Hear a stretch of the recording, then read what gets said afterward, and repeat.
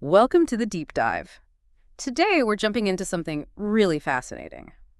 The amazing Bible, seen through a couple of sources you sent us. That's right. We've got a YouTube transcript talking about hidden codes, it seems. Yeah, and also a written piece going into some pretty specific discoveries in the Hebrew text, particularly the Torah. So our mission, if you will, is to explore these ideas, these surprising structures, and maybe hidden meanings within the text. Honestly, the whole idea of hidden codes in a text this ancient, it's just inherently interesting, isn't it? It really is, and both sources seem to kick things off right at the beginning. Genesis. Oh, okay. The YouTube source mentions the first word, Bereshit, and specifically its last letter, Tav. Right, the T sound. And it says if you start there and skip letters. Exactly. The written source gives the specifics. Start with that Tav, count forward 49 letters, and the 50th letter is an O sound. Keep doing that every 50th letter. You get the R and the H. Precisely. T-O-R-H. Now, you have to remember Hebrew reads right to left, so it appears H-R-O-T on the page. But transliterated, that spells Torah, the name for those very books. Yes. Which immediately makes you ask, is that just, a wild coincidence? Or something else? And it's not just a one-off, is it? Both sources seem to suggest this pops up again. It does. The written source is clear. The same thing happens in Exodus. Same 50-letter skip, spelling Torah. Wow. The YouTube transcript mentions this recurring pattern too, though maybe with fewer details. It feels almost too neat. I think the written source mentions something about coincidence not being a kosher word in rabbinic thought. It did mention that. It adds a layer of cultural perspective, suggesting these things might be viewed as significant. Because statistically, what are the odds? Well, that's the implication. For a specific word like Torah to appear at that exact interval in two consecutive lengthy books, the probability starts to seem quite low for random chance.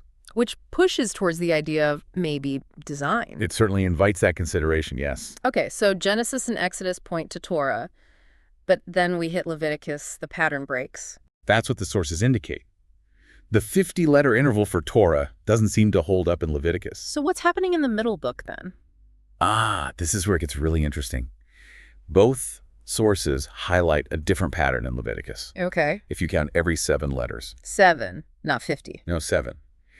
It consistently spells out YHVH. Yahweh, the sacred name of God. Exactly. As the written source notes, this is the personal name, often translated Lord, right there in the structural fabric of Leviticus. So right in the central book, the focus shifts from the law, Torah, to the lawgiver, Yahweh. That feels significant. It does. And the YouTube source kind of interprets this, linking it to Leviticus's themes of sacrifice and atonement. Right, like showing the divine standard and how humans are meant to approach God, especially needing that perfect sacrifice. Precisely. Considering Leviticus deals so much with holiness, priesthood, sacrifice, finding the divine name encoded structurally, you could say, reinforces the book's core message about that relationship with the divine. Okay, so Torah, Yahweh. What about the last two books, Numbers and Deuteronomy? Here the pattern shifts again slightly, according to both sources. That to Torah. Sort of. In Numbers and Deuteronomy, if you use a 49-letter interval. 49, not 50 this time. Correct. A 49-letter interval reveals HROT. Which is Torah backwards. Exactly. TORH, but in reverse. Like bookends, almost. A mirror image framing the whole thing. And that changed from 50 to 49. That seems specific. The written source points that out, too. It suggests a kind of symmetry. Genesis and Exodus point forward to Torah 50. Leviticus points to Yahweh 7. Numbers and Deuteronomy point back to Torah 49. So the whole structure seems to constantly reference both the law itself and the name of God. It creates that impression, yes. Yeah. The written source puts it quite directly. It appears that the Torah, T-O-R-H, always points toward the name of God. That feels like a major point emerging from these patterns. Definitely. And then the written source digs into that number 49. Why 49? Well, it points out that 49 is 7 times 7. 7 squared. And 7 is a big number in the Bible, right? Creation week, Sabbath. Exactly. It's often linked to completeness, divine cycles, things like that. So seeing 7 squared in the interval might not be random. Okay. That makes sense. And then it draws another parallel, which is really quite striking. Leviticus 23.15. What's that? It's the instruction for counting the days after Passover. You count 7 weeks, which is 49 days. 49 days. And on the 50th day, you celebrate the Feast of Weeks, Shavuot. And that feast commemorates The giving of the Torah on Mount Sinai. Whoa. Okay, wait. So the number pattern in the text, skipping 49 to land on the 50th in Genesis Exodus, and then the 49 interval at the end. It mirrors the 49-day count, leading to the 50th day celebration of receiving the Torah itself. That's the connection the source makes. Mm. It weaves the structure inside the text together with the actual religious observance about the text's origin. It's quite layered. That's pretty deep. It suggests a level of integration I hadn't considered. And the written source goes even further, proposing that these feasts aren't just looking back, they're also prophetic, looking forward. Okay, how so? This is where it connects to the New Testament. Yes. It outlines how Jesus is seen as fulfilling Passover, the Lamb of God, our Passover, as Paul writes. Right. Then the Feast of First Fruits, the day after the Sabbath after Passover, that's linked to the resurrection. Jesus as the first fruits of those raised from the dead. The timing aligns then, if you see it that way. These ancient feasts potentially pointing towards these huge events later on. It's a compelling argument for those who see that continuity. Yeah. And it doesn't stop there. The Feast of Weeks. Shavuot, the 50th day one, celebrating the Torah. Yes. That one is often linked prophetically to Pentecost in the book of Acts, seen as the birth of the church. Right, I've heard that connection. The source adds a detail about the bread used in the Feast of Weeks being leavened, unlike Passover. Leaven often symbolizes sin, doesn't it, in both Old and New Testaments? It does.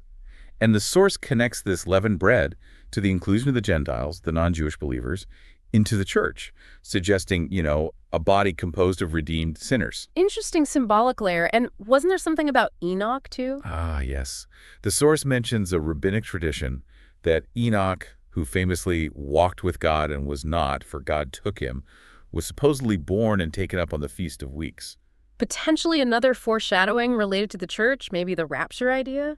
That's the implication drawn. So you have multiple layers, Torah, Pentecost, maybe even Enoch, all potentially linked through this one feast. It shows how much symbolic weight can be packed into these observances, especially when combined with those structural patterns. It certainly suggests, if these interpretations hold, a very intricate and deliberate design. So, pulling it all together, these sources suggest that it's not just the stories, but the very structure, the hidden architecture of the Bible that points to careful, maybe even supernatural design. That's the argument.